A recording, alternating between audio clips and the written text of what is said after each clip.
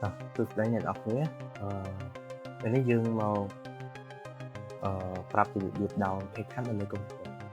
យើងចូលមកដល់ Google ហើយពីខាង CapCut ហើយមកយើងនឹងចូលមកទាំងនេះ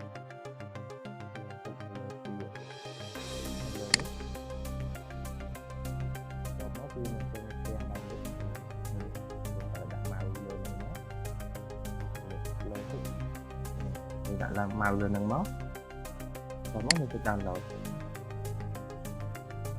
ហើយវា load download យើង download ហើយយើងចូលមកខាង download យើងមកយើងទៅពីយើងដាក់ពីទៅទាំងមកនេះមកអូខេទាំងមកដល់មកនេះវាដើរ